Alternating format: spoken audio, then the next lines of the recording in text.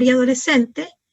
El del escolar lo vamos a pasar un poquito más rápido para ir viendo lo que pasa con el del adolescente.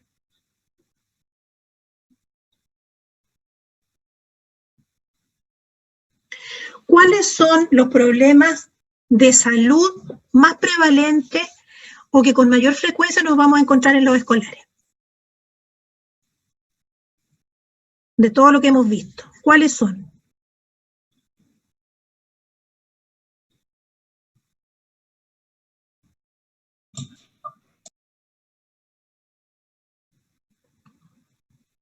Uno que conteste.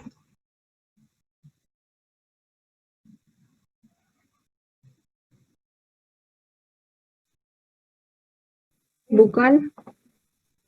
Problema de salud bucal, ¿ya? ¿Qué otro tipo de problema? Sobrepeso, profe. Sobrepeso. Respiratorio. Respiratorios. Infeccioso. No tanto, no tanto. Auditivo. Digamos que lo infeccioso está un poco, dentro de lo infeccioso está lo respiratorio, en ese ámbito donde más problemas se dan. Auditivos. ¿Qué otros problemas? Trastorno. ¿Trastornos de qué? Visuales. Visuales. Los trastornos, ¿a qué te referías con trastorno? Como los trastornos disruptivos o los trastornos de déficit de atención. Exacto. ¿Ya? Aquí tenemos un poco el resumen de cuáles son los principales problemas que afectan el escolar. Dijimos, ¿verdad?, que hay un tema de que las enfermedades propiamente tal en el escolar no es como el problema principal. El escolar es una etapa que dijimos más piolita, donde lo que vemos generalmente es más bien problemas, accidentes, ese tipo de problemas, y esto que vemos acá, que muchas veces uno no lo relaciona con una enfermedad y por eso no consulta. Problemas de malnutrición, como ustedes muy bien dijeron, que tenemos el sobrepeso y la obesidad. Pudiéramos tener algún chico por ahí que se nos escape con algún tema de baja de peso o una tendencia a la desnutrición, pero es muy difícil, ¿no? Más bien están en lo que es sobrepeso y obesidad. Las caries, por lejos, es un tremendo problema, ¿ya? Y el problema de las caries no parte aquí, parte mucho antes, y nos acompaña lamentablemente las estadísticas altísimas durante todo el ciclo vital. La hipertensión arterial es algo de que en general los papás no estamos preocupados con hijos en edad escolar. No sé, yo siendo enfermera, nunca se me ocurrió, nunca le controlé la presión arterial a mi hijo siendo chico. Sin embargo, las estadísticas también hablan de que hay muchos niños que tienen ya un cierto grado de hipertensión o presión elevada, ¿no es cierto? Que eso después puede redundar en una hipertensión en el adulto, como adulto. Y de ahí que sea tan importante la pesquisa precoz de hipertensión arterial, o no necesariamente de hipertensión propiamente tal, pero sí de cifras ya elevadas de presión, ¿no es cierto?, que hay que estudiar y hay que seguir. Los problemas auditivos. Tampoco, ¿no es cierto?, uno está muy preocupado de los problemas auditivos, si escucha o no escucha, y hemos dicho hasta el cansancio que muchas veces estos niños que son medio sorditos, que escuchan mal, se les asocia más bien con niños que son desordenados, con niños hiperactivos, porque no ponen atención en clase, y la verdad que el problema de fondo es que no escuchan, y como no escuchan, se distraen en otras cosas. Los problemas del aprendizaje, también vamos a tener muchos aquí, ¿no es cierto?, todo lo que tiene que ver con la hiperactividad, otros problemas también que pueden existir, visuales, la enuresis, también a veces puede ser tema la enuresis. Sabemos que todavía a la edad de los 6 años pueden existir de repente algunos accidentes en la noche, pero cuando estos ya se hacen frecuentes, o peor aún, cuando el niño ha logrado controlar el esfínter, no se hace pipí en la noche y aparece nuevamente orinándose, es porque algo le pasó. Y generalmente la enuresis de ese tipo, o sea, cuando aparece después de que el niño controló, está más bien asociada a problemas del ámbito de las emociones. problemas que él pueda estar viviendo en el colegio por sobreexigencia a nivel escolar, por bullying, también por separación, a lo mejor no tiene resuelto tampoco el tema de la separación de los padres, pasa más tiempo en el colegio. Entonces ahí hay que empezar a investigar la enuresis por ese lado, pero también hay algunos niños que tienen problemas orgánicos y que hay que despejar. Y por supuesto los problemas de la columna, que también uno en el escolar o en los niños o adolescentes incluso, o adultos jóvenes, no los consideramos mucho. Y sin embargo, los defectos y los vicios posturales que adquirimos a la edad del escolar son los que después vamos perpetuando y esos terminan generalmente en algún daño o en alguna malformación de nuestra columna que después ya es prácticamente muy difícil revertir. Y ahí aparece el déficit atencional, ¿no es cierto?, que está muy ligado con los temas del aprendizaje. ¿Cuáles son los componentes del control de salud? Hay principios, ¿no es cierto?, orientadores para el control de los niños, que son aspectos que debemos tener presentes nosotros al momento de hacer un control. ¿Y estos cuáles son? Los niños son sujetos de derecho. Y eso también lo hemos conversado, ¿verdad? Los niños no son cosas, no son adultos chiquititos, son niños que tienen derecho, niños que pueden tener opinión. Sobre todo si miramos el escolar, no lo podemos invisibilizar y hablar de los problemas que él tiene con el papá o la mamá como que él no estuviera presente. Eso crea inmediatamente un distanciamiento, desconfianza, y es muy difícil que después podamos seguir trabajando con ese niño. Distinto es si lo incorporamos, ¿no es cierto?, como parte de la problemática es de él, y él tiene harto que aportar y que decir también en la resolución de esos problemas. El lenguaje también crea como verdades o instala, ¿no es cierto?, cosas que son reales. Entonces, no hablemos de menores, ¿ya? Los menores, porque hablar de menores es como un poco menospreciarlos. Entonces, hablamos de niños, de niñas y de adolescentes. El término menores es algo que ya debiera estar excluido de nuestro lenguaje.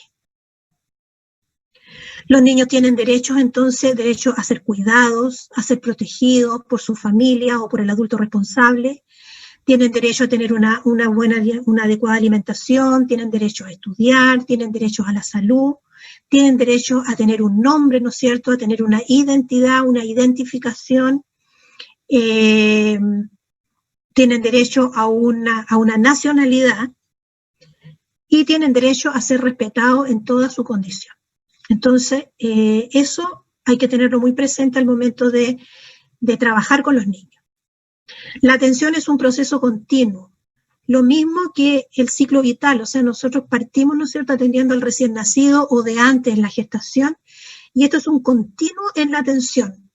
Partimos de recién nacido, lactante, preescolar, escolares, y así seguimos avanzando, ¿no es cierto?, en el ciclo vital. Cada familia y persona es única. Eso también es importante, porque a veces nosotros podemos tener como crearnos algunos estereotipos o también crear como una prolongación de lo que somos nosotros o de las familias a las cuales nosotros pertenecemos, ¿ya? Y ahí podemos cometer errores, ser subjetivos. Entonces, cada familia es esa familia, hay que conocerla y cada persona es única. El niño es parte de una familia. Por lo tanto, cuando queremos intervenir con un niño, necesariamente tenemos que incorporar también a la familia. El niño es parte de un contexto social, y a esto se refiere lo que tiene que ver con las determinantes sociales. ¿Dónde vive ese niño? ¿Cómo vive? ¿Cuáles son los recursos con los que cuenta para su desarrollo y para su crecimiento? Etcétera. El desarrollo infantil, dice temprano, es determinante en el bienestar biopsicosocial futuro de cada persona. Esto es como volver a lo mismo que revisamos en las determinantes sociales, ¿verdad? Cómo influye y cómo afecta la vida de un niño cuando es adulto, de cómo vivió esa adolescencia. de cómo fue cuidado, si contó con figuras de apoyo, figuras protectoras, si lo cuidaron, si vivió en un ambiente de buenos tratos, o si al contrario vivió situaciones de violencia, si vivió en un ambiente de consumo de droga, si tuvo posibilidad de ir al colegio, de estudiar, si tuvo apoyo para realizar sus tareas, si tuvo figuras que lo motivaron, que trabajaron con su autoestima, o fue un niño abandonado, solo, maltratado, etc. ¿Ya? Entonces, el desarrollo infantil temprano es muy importante y definitivamente marca a las personas en la vida. La mayor responsabilidad del cuidado, dice, es de cada persona y su familia. Obvio, eso. La atención debe ser diferenciada según los problemas detectados. Se debe privilegiar un enfoque anticipatorio, promocional y preventivo. Y de ahí, ¿no es cierto?, surge este control del escolar de una manera de anticiparnos a los problemas futuros, enfermedades de tipo crónico, hacer promoción de la salud, a instalar hábitos saludables en los niños. Y cada control lo debemos ver como una oportunidad para nosotros de educar, de promocionar, de hacer diagnósticos tempranos, y una oportunidad también para el paciente, ¿no es cierto?, que es el que está con nosotros. Dijimos que cuando estamos haciendo un examen físico, cuando estamos haciendo un control de salud, es muy importante la historia clínica o la anamnesis. Y en laboratorio vimos algunas cosas, ¿no es cierto?, que también van a aparecer acá. Debe estar centrada en las inquietudes de la madre y el padre, así como en las características individuales de cada niño. La entrevista siempre se debe iniciar identificándonos nosotros como profesionales y saludando, por supuesto, en forma agradable y apropiada a la edad de los niños y de acuerdo también a las familias. Y aquí también hay que tener cuidado porque a veces usamos modismos que a los otros le pueden molestar. O la mamita, o la papita, o la abuelita. A veces hay personas que se molestan. Entonces es importante preguntarles los nombres y tratarlos por su nombre. Y de esa manera no vamos a tener problemas. Pero este primer encuentro con el otro marca un poco el control que viene a continuación. O sea, los antecedentes que nosotros podamos recabar o cuán productivo va a ser ese control va a depender mucho de ese primer encuentro que tenemos con el otro. ¿Ya? De la apertura, de esa confianza que le dimos al otro, el otro se sintió seguro con nosotros, se sintió cómodo, se sintió bien recibido, entonces vamos a tener una apertura para el control. Él o los profesionales de la salud, ¿no es cierto?, debemos escuchar atentamente las inquietudes y preguntas de la madre, del padre, del cuidador principal del niño o de la niña, y luego completar la historia clínica con sus propias preguntas. Privilegiar las preguntas abiertas, dijimos, que invitan a hablar a la familia, evitando dirigir la respuesta o emitir juicios de valor.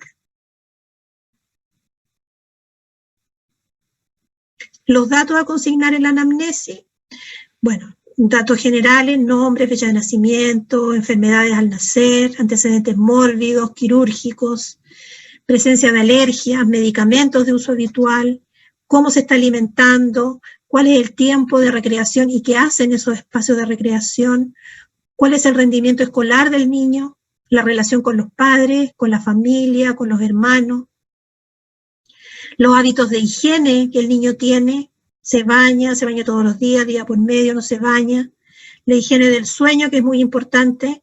Sabemos que el sueño es un aspecto reparador, ¿no es cierto?, del cuerpo, de la mente, y si el niño duerme poco, vamos a tener al otro día un niño que no consigue poner atención en clase, que le va mal, que se queda dormido. Dijimos que en el control de salud del escolar había una parte que era la evaluación como psicosocial del niño y su familia. Y esto es lo que considera esta evaluación psicosocial.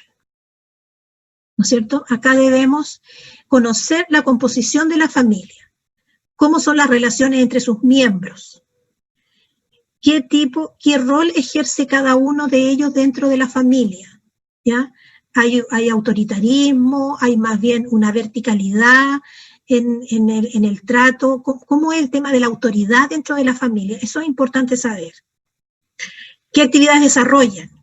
¿Cuál es la disposición emocional de los miembros hacia el niño o la niña? ¿Cuáles son sus creencias y tradiciones?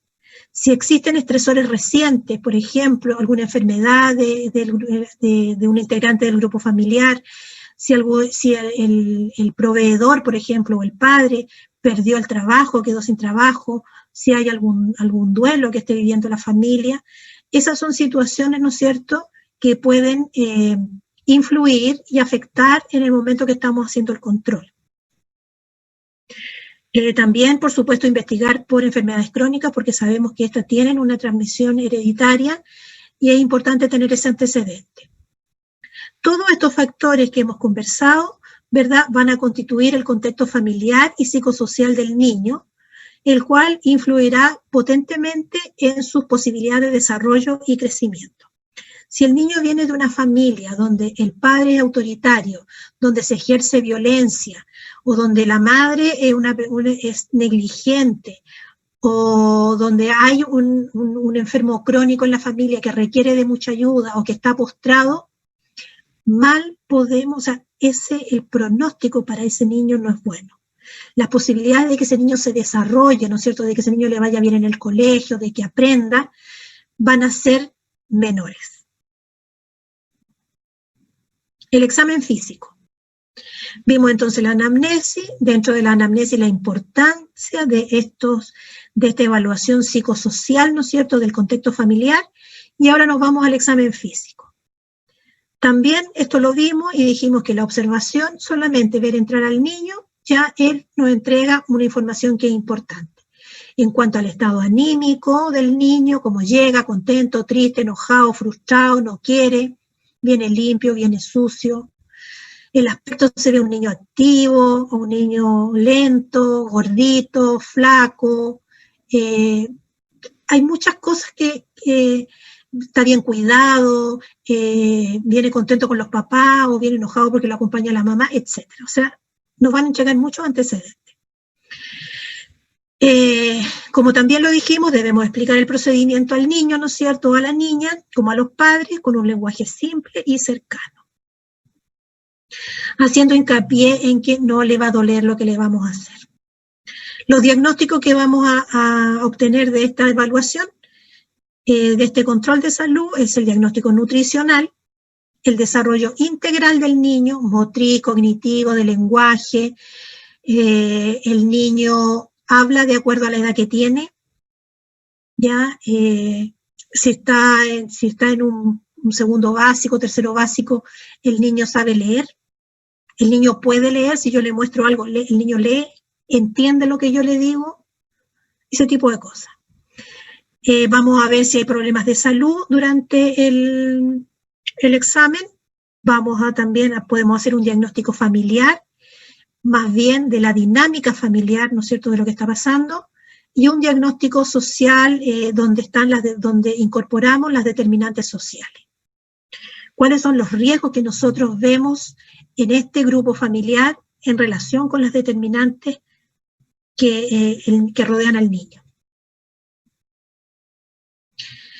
Aquí, en las áreas específicas de la evaluación, y volviendo nuevamente a retomar la evaluación psicosocial, para que vean ustedes la importancia que tiene esta área dentro de la evaluación. Cuando estamos trabajando con adultos, esta parte psicosocial la preguntamos, pero ya no es tan relevante, a diferencia de la edad del escolar o del adolescente, donde los niños, ¿no es cierto?, tienen una dependencia de este grupo familiar.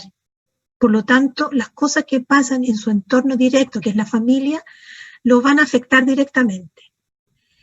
Y aquí hay algo súper importante y que nosotros como enfermeros debemos lograr identificar, que son dos cosas: los factores protectores, ¿ya?, y los factores de riesgo que hay en la infancia. Con los factores protectores, lo que vamos a hacer es reforzar esos factores, ¿no es cierto?, fortalecerlos para que sigan estando presentes y ayuden en el desarrollo del niño. Y los de riesgo vamos a tratar de minimizarlos lo que más podamos, Y lo ideal sería poder eliminar esos factores de riesgo. Pero hay algunos que no los vamos a poder eliminar y solamente podemos contrarrestarlos un poco o minimizarlos. Dentro de los factores protectores de la infancia vamos a encontrar dos tipos. Uno que son los factores protectores internos y los otros que son los factores protectores externos. Los internos, por supuesto, tienen que ver con el niño que estamos viendo, con él de manera individual. Y aquí encontramos las habilidades sociales. Las habilidades sociales es algo que uno desarrolla, ¿no es cierto?, de acuerdo al contexto donde está y de acuerdo a las posibilidades que tiene y a los modelos que tiene. Entonces, podemos ver también si el niño tiene habilidades sociales o no las tiene, y eso nos va a dar cuenta un poco de cómo es el funcionamiento dentro de la familia. A lo mejor es un niño que no tiene voz ni voto, que no lo dejan hablar, que no lo dejan participar, que no lo integran a las reuniones familiares, que lo mandan a acostarse, o que está encerrado en la pieza, o que está jugando, o que simplemente no le interesa al niño ni a la familia que el niño comparta más allá. La autoestima, que es importante de ver, la capacidad para resolver problemas, y problemas, por supuesto, al nivel del escolar. O sea, no le vamos a pedir que resuelva un problema que no tiene capacidades para enfrentar.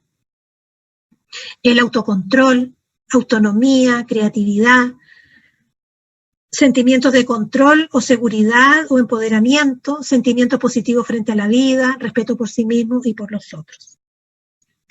Esos son factores protectores internos. Y los externos son los espacios que tenga el niño de participación social, dentro del grupo familiar, espacios para el juego, la relación con la naturaleza, relaciones interpersonales positivas, responsabilidad y tolerancia social, respeto de los derechos de los otros, apoyo de la familia y de los amigos, apoyo social, redes sociales comunitarias. Esto es un poco el ambiente que rodea a este niño. Si esto es positivo, el niño va a estar en un ambiente propicio para crecer y desarrollarse y para que pueda expresar, ¿no es cierto?, todas sus potencialidades. Al revés, si tenemos esta situación donde están, que son los factores de riesgo, ¿no es cierto?, dice que los factores de riesgo es la característica o cualidad de un sujeto o comunidad que se sabe va unida a una mayor probabilidad de daño a la salud. Un factor de riesgo, entonces, implica una mayor probabilidad de daño a la salud. Y de ahí que sea tan importante, primero, identificarlos y después trabajarlos. Los factores de riesgo en la infancia pueden ser clasificados como riesgos biológicos, riesgos del medio ambiente y riesgos que vamos a conocer como establecidos. ¿De qué se trata esto? Los riesgos biológicos son para el niño el bajo peso al nacer, un niño también una prematurez, la hipoxia perinatal, un retardo en el crecimiento, que el niño haya sufrido una desnutrición, que la madre haya consumido drogas durante el embarazo. Esos son riesgos de tipo biológico, que tienen que ver un poco con lo orgánico, ¿ya? Los riesgos medioambientales, bajo nivel socioeconómico, por lo tanto, toda la población que está bajo la línea de la pobreza, todos esos niños ya tienen un factor de riesgo medioambiental importante. El bajo nivel educacional de la madre, también. De ahí que sea importante cuando hacemos la entrevista preguntar, ¿no es cierto?, cuál es la educación que tienen los padres. Si vive con la abuelita, bueno, hasta dónde estudió la abuelita. Saben leer, saben escribir, saben sumar, restar, que son como las cosas básicas. Familia desintegrada, ya donde hay, bueno, separaciones, divorcio, o la mamá que estableció una nueva relación de pareja, y ahí hay conflictos con el padre del niño. También otro problema, madres adolescentes, violencia intrafamiliar, eso afecta mucho, mucho a los niños. Ellos muchas veces son testigos mudos de esa violencia y a veces les llega a ellos. O sea, está el papá, la mamá peleando entre ellos y la rabia y todo eso, y el que está al lado, ¿no es cierto?, a veces le llega también los efectos de esta violencia. O vivir en un ambiente de violencia, aunque no me peguen a mí, ¿verdad?, y no me llegue directamente a mí, hay un efecto de ese ambiente que igual nos hace daño. La falta de acceso a la salud, eventos familiares estresantes, generalmente dado por fallecimientos, ¿ya? Salud mental de los padres, eso también es fundamental. Y los factores establecidos son lo que tiene que ver con presencia de enfermedades crónicas en la familia, que es tener una madre diabética, una madre hipertensa, una insuficiente renal, ¿ya? Las naneas, que son enfermedades también que acompañan a los niños, enfermedades crónicas, malformaciones congénitas o presencia del VIH. También la presencia a veces de algunos cánceres. Entonces, vimos la evaluación biopsicosocial, después tenemos la evaluación nutricional, que eso lo vamos a ver en extenso en el laboratorio, ¿verdad? Índice de masa corporal, talla para la edad, perímetro de cintura, los indicadores que nosotros vamos a considerar para hacer evaluación nutricional, y vamos a catalogar a nuestro niño si está normal, si está sobrepeso, obeso, si tiene una obesidad mórbida, o al revés, si está bajo peso o está desnutrido.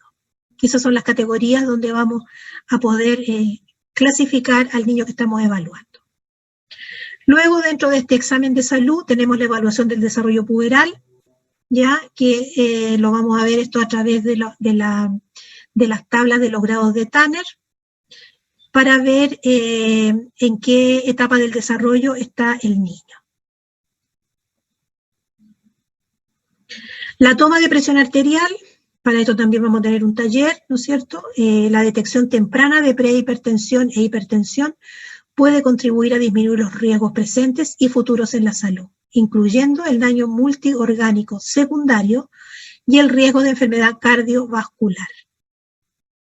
Ya este examen en nuestro país cobra más relevancia por la alta prevalencia que tenemos de obesidad, la que se asocia con la presión arterial elevada. Tenemos también la evaluación oftalmológica, ya el sistema visual antes de los 9 años de edad es inmaduro y vulnerable, pero también posee la plasticidad necesaria para corregir anomalías en caso que se vayan presentando.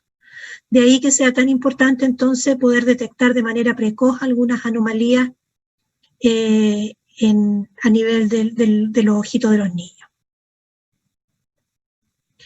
La evaluación auditiva, se dice que la pérdida de la audición en la infancia sin intervención precoz es una causa de déficit irreversible en la comunicación y en las habilidades psicosociales, cognición y alfabetización.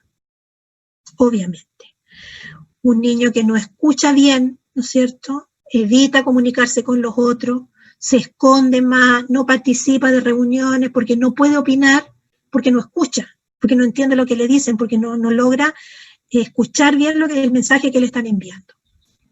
Durante la infancia existen hipoacusias congénitas, o sea, se nace sordo, y otras hipoacusias que son adquiridas. En preescolares y escolares se estima que aproximadamente un 7 a un 15% de los niños presenta algún déficit auditivo. Luego tenemos la evaluación ortopédica.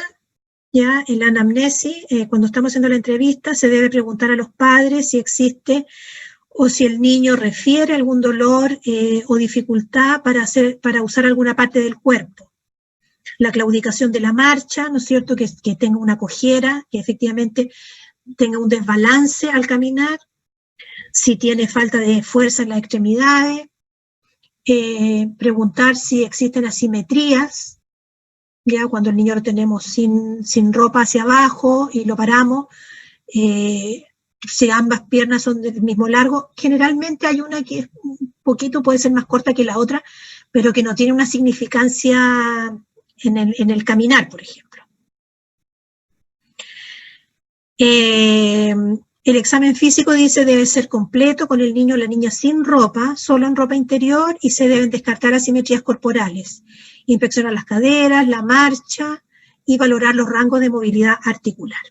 Eso lo vamos a ver en en un laboratorio, ¿no es cierto?, lo que es la evaluación de la columna, extremidades inferiores y de los pies. La evaluación de la salud bucal, este es un componente indispensable, ya hemos dicho, en la salud general, ya que influye positivamente no solo en el bienestar físico, sino también en el bienestar psicológico. Todo lo que tiene que ver con la autoestima, ¿no es cierto?, y social, dice, por la comunicación y las relaciones sociales de las personas. Lo importante, entonces, la salud bucal. Eso es lo que vamos a ver respecto del adolescente, que lo vamos a ver con mucha mayor profundidad en los laboratorios, que vamos a ver. Y aquí vamos a ver ahora el control del adolescente.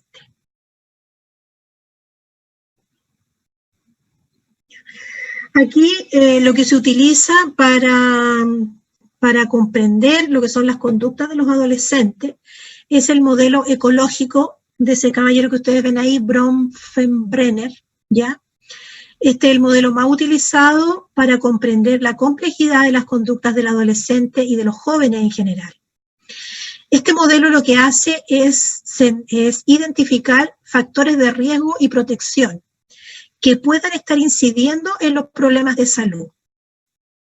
Entonces aquí vamos a buscar, cuando entrevistamos a adolescentes y trabajamos con ellos, tenemos que centrarnos o ir a buscar o a identificar estos factores de riesgo. Cuando hay más de un factor de riesgo, estos tienden, ¿no es cierto?, a potenciarse y por lo tanto a hacer más grave el problema que pueda tener el adolescente. Y por supuesto que tan importante como identificar los factores de riesgo, identificar los factores protectores, que son lo que va a contravenir, ¿no es cierto?, o va un poco a oponerse a estos factores de riesgo. Este modelo ecológico organiza los factores de riesgo y de protección en diferentes niveles de acción y considera que las conductas de riesgo, como consecuencia de estos niveles de influencia en la conducta, permitiendo comprender que las conductas de riesgo son el resultado de la acción recíproca y compleja de factores individuales, de factores que tienen relación con la familia, con la escuela y otras instituciones, factores comunitarios y sociales. O sea, los factores de riesgo aquí, o las conductas de riesgo que presentan los adolescentes, no tienen que ver solamente con una cosa, sino que hay muchos factores que la están influenciando. Y estos otros factores que la influencian, ¿no es cierto?, son factores que tienen que ver con el mismo, con la familia, con la escuela y con el entorno. Aquí vemos un poco, ¿verdad?, estos círculos concéntricos que nos van dando cuenta de cómo estos factores se van interrelacionando. Entonces, la salud en el adolescente es una relación de los individuos y de los ambientes en que estos están inmersos, incluyendo, como ya dijimos, la familia, las redes de apoyo, las organizaciones de la comunidad. Los adolescentes viven en un ambiente complejo en el cual sus conductas de salud están influenciadas por múltiples factores y niveles de influencia. Y dependiendo, ¿no es cierto?, de cuán importantes son estos niveles para el adolescente, es también la magnitud de la influencia que van a tener sobre él. ¿Cuáles son acá los factores protectores en la adolescencia? Los factores protectores lo que hacen, ¿no es cierto?, es favorecer el desarrollo humano, el mantenimiento o la recuperación de la salud, y pueden contrarrestar los posibles efectos de los factores de riesgo, de las conductas de riesgo, y por lo tanto reducir la vulnerabilidad, ya sea general o específica. ¿Cuáles son estos factores de protección para los adolescentes? Una familia contenedora. ¿A qué llamamos familia contenedora? ¿Alguno de ustedes me puede decir qué es una familia contenedora?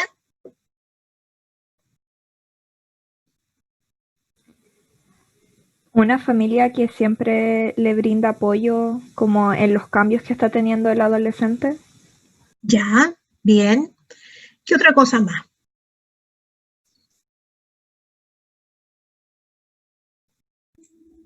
Puede ser que están presentes como ante cualquier proceso que conlleve la adolescencia, ya sea triste, bueno.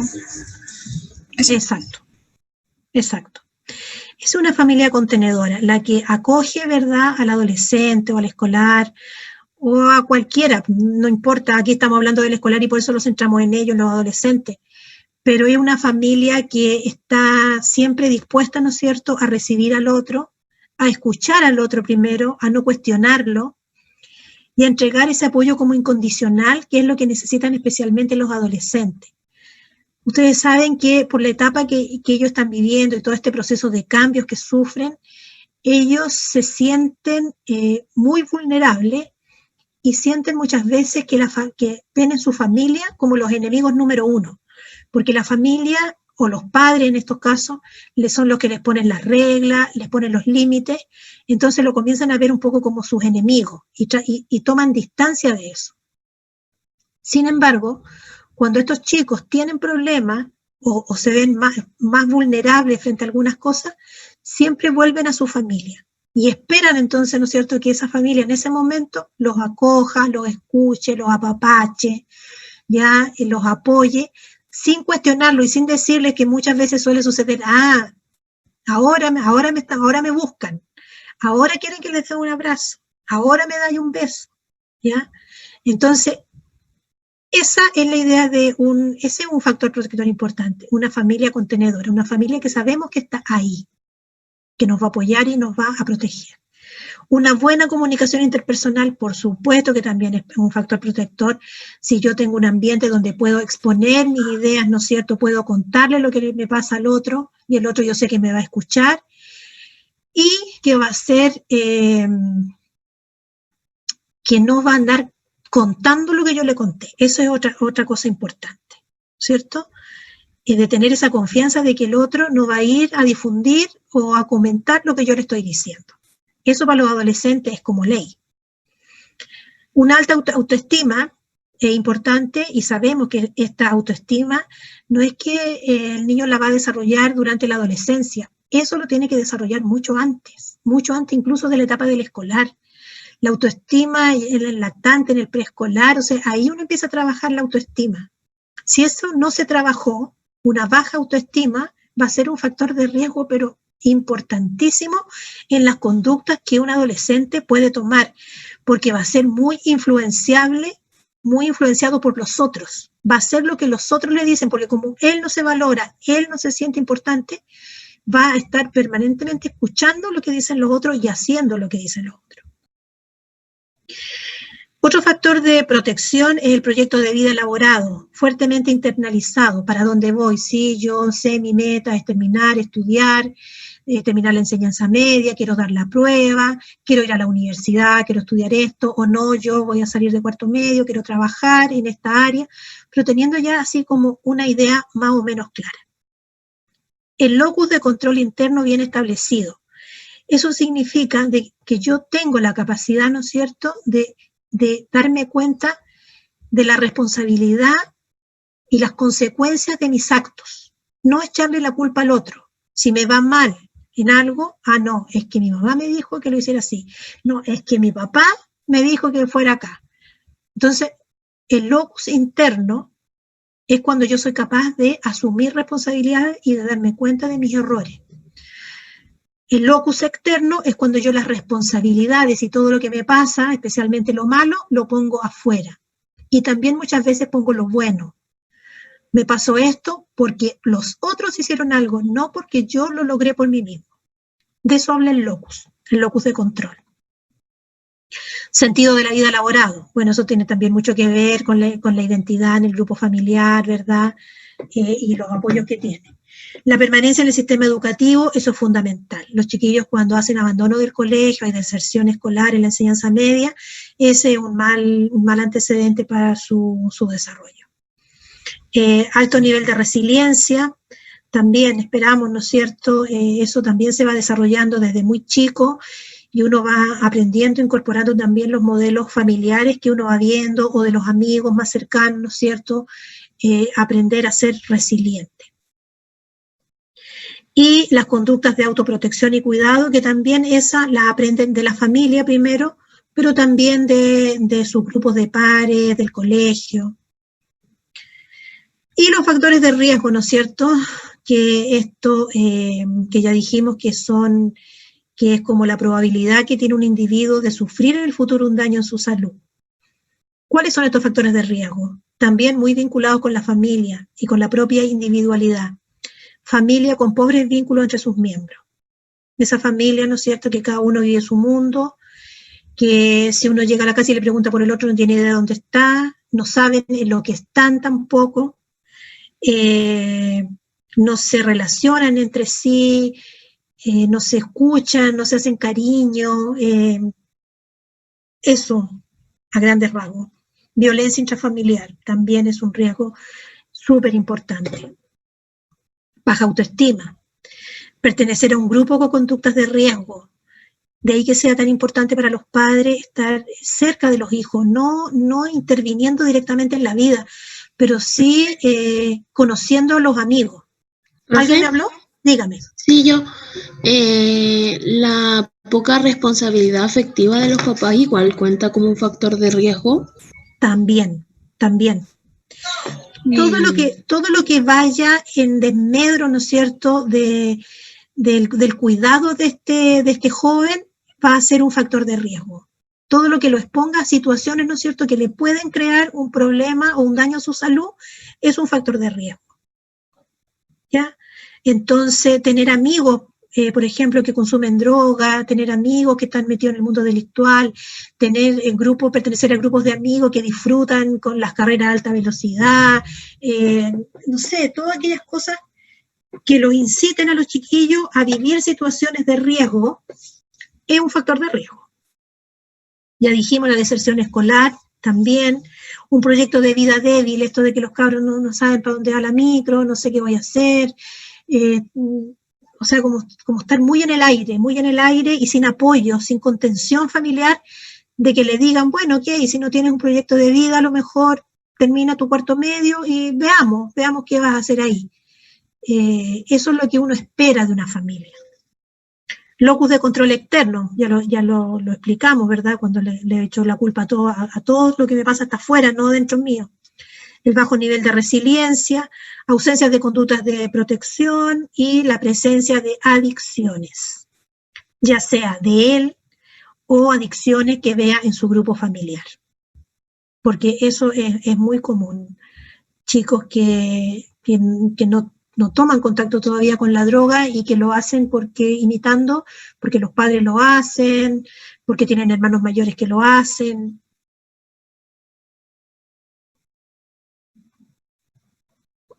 ¿Ya? Un factor de riesgo, ¿no es cierto?, puede llevar a desarrollar una conducta de riesgo, y las conductas de riesgo pueden tener consecuencias dañinas para la salud. ¿Qué consecuencias? Fracaso escolar, ¿ya? Los chiquillos les va mal en el colegio, terminan desertando del colar, aislamiento social, se empiezan a aislar, a estar muy solos, y ese aislamiento social es lo que lo vamos a ver, yo creo que en la segunda unidad, el tema del suicidio en los adolescentes, ¿ya? Uno ve y sabe que las estadísticas de suicidio en la adolescencia son altas, y está dado por esto, porque los chiquillos no encuentran este proyecto de vida, este para dónde voy, ¿no es cierto? No logran como establecer su identidad, no ven figuras de apoyo, se sienten solos, que están como en la oscuridad, y la única solución que ven es esto como de liberarse para siempre y no dejar de sufrir ni de sentir, y viene el suicidio. Primero, por eso que hay que estar mucho ojo con el aislamiento social, estos lolos, adolescentes, que están encerrados, que están muy solos, que no salen, que no tienen amigos, ¿ya? Bueno, también los problemas legales, que tienen que ver muchas veces con esto de cometer actos que están fuera de la ley, términos de tráfico de droga, temas relacionados con accidentes de tránsito, peleas callejeras, etc. Y otra consecuencia que eso puede ser es la maternidad precoz, el embarazo adolescente, que también es un tremendo problema, o sea, un cuerpo que no está, que recién está desarrollándose, enfrentado a la maternidad, desde el punto de vista biológico ya es un riesgo, y para qué vamos a hacer desde el punto de vista psicosocial, o sea, todo lo que significa enfrentar una maternidad en la adolescencia. Y las consecuencias, bueno, están ahí abajo: depresión, suicidio, desempleo, ¿no es cierto?, escasa motivación, y esta escasa motivación generalmente lleva a los adolescentes por malos caminos, consumo de drogas, abandono del hogar, etc. Estrategias de intervención en salud en el adolescente. Estas son las cosas que nosotros deberíamos tener presente. La integralidad. Las intervenciones deben facilitar el desarrollo físico, psíquico y emocional del adolescente, centrándose en desarrollar estilos de vida saludables. Cuando estamos al frente de un adolescente, aquí cobra mucha importancia, más que centrarnos en el examen físico propiamente tal, es todo lo que tiene que ver con esta evaluación psicosocial.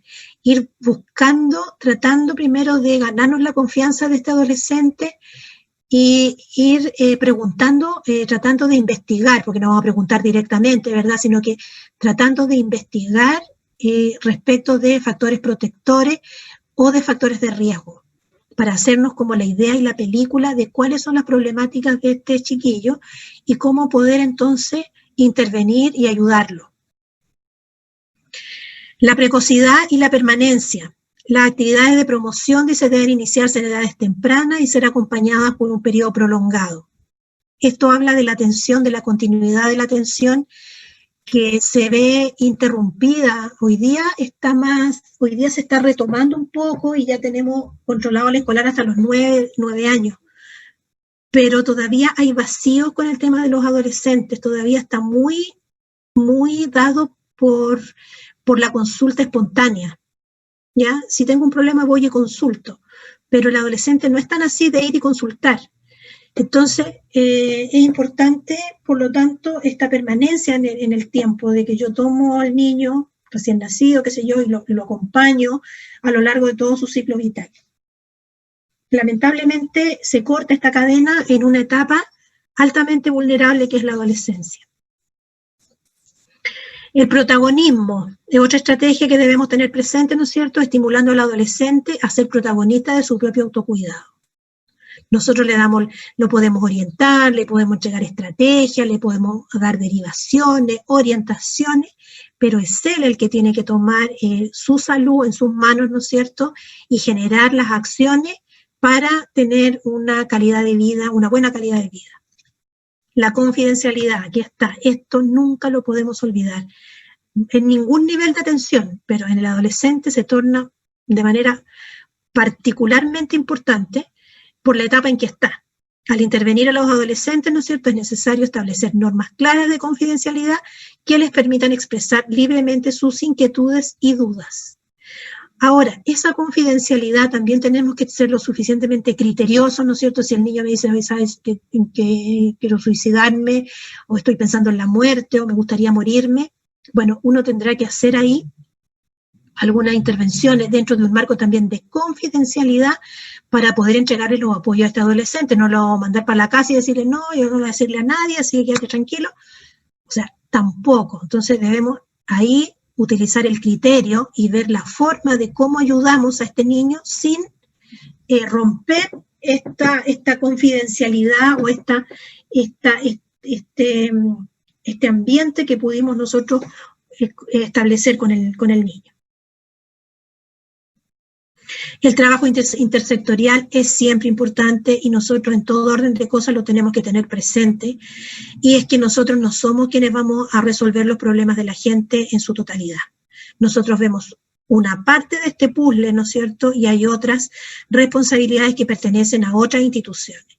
Entonces aquí lo importante es establecer alianzas de trabajo con otras organizaciones de la comunidad, educación, salud, UNAE, la municipalidad, los servicios sociales, etcétera, que puedan contribuir a solucionar o a mejorar la situación de salud de este adolescente. El trabajo con la familia también es muy importante, especialmente cuando la familia funciona de manera adecuada, ¿no es cierto? Porque de esta manera se va a constituir en un factor protector de la salud del adolescente. Si tenemos una familia que es disfuncional y que los problemas están como centrados en ella, entonces tendremos que generar acciones y derivaciones para que la familia sea tratada en su todo, en un todo, ¿verdad? Incluido este adolescente. Los problemas entonces de salud prevalentes en los adolescentes son en su mayoría de naturaleza psicosocial. Ahí están los problemas principales de los chiquillos. Los adolescentes no se destacan por tener enfermedades del cuerpo, sino que más bien son estas enfermedades dadas por el ámbito de las emociones, ¿no es cierto?, el ambiente donde se desenvuelven, y una cuestión muy importante que es el grupo familiar. ¿Ya? Eso es fundamental. Un chiquillo que está solo, y eso lo vemos nosotros en todos estos niños que están en el Sename, que son cuando uno empieza a revisar su historia y por qué él delinquió, por qué se metió en el consumo de drogas, por qué está metida en una red de abuso sexual. Uno empieza a ver esa historia y ¿qué encuentra? Abandono, no hay figuras protectoras presentes, en la casa está solo, nadie lo llevó nunca en el colegio, nadie le dijo que se levantara para ir al colegio, si iba o no iba, les daba todo exactamente lo mismo, no había rutina en su casa, a nadie le importa, la mamá con diferentes parejas, generalmente, un padre solo que se dedicó a trabajar, si le tocó, y dejó a los chiquillos solos. ¿Ya? Entonces, los problemas de salud más prevalentes en la adolescencia son los de naturaleza psicosocial, derivados de sus propios estilos de vida y conductas, los que lo hacen potencialmente prevenibles. ¿Ya? ¿Y cómo podemos prevenir estos problemas? A través de la promoción de la salud integral, el fomento de estilos de vida saludables y disminución de las conductas de riesgo. Faltó aquí a lo mejor poner el fortalecimiento de lo que son los factores de protección.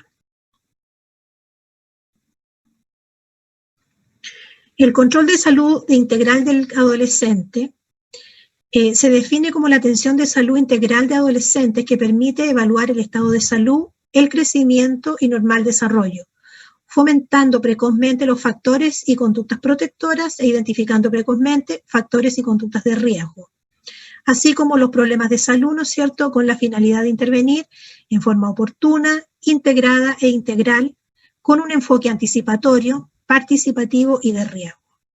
Siempre el enfoque debe ser en estos controles de salud, ¿no es cierto?, anticipatorio. ¿Ya? La idea es llegar antes de que el problema se genere. Un poco muy parecido a lo que vimos en el control del escolar, está la anamnesis, donde tenemos que ser muy acucioso para identificar, ¿no es cierto?, la problemática que tiene este niño, identificando los factores de riesgo, especialmente, por supuesto, también los protectores, para conocer un poco el ambiente en que está viviendo este chiquillo. El examen físico, también vamos a hacer una evaluación nutricional a través de la antropometría. Vamos a controlar signos vitales, dando énfasis al control de presión arterial, agudeza visual, bucal, examen de columna y también los grados de Tanner. Debemos de pensar ya que si estamos hablando de un adolescente, ¿no es cierto?, que va de los 10 a los 19 años, si tenemos un adolescente de 17, 18 años, lo que debemos esperar es que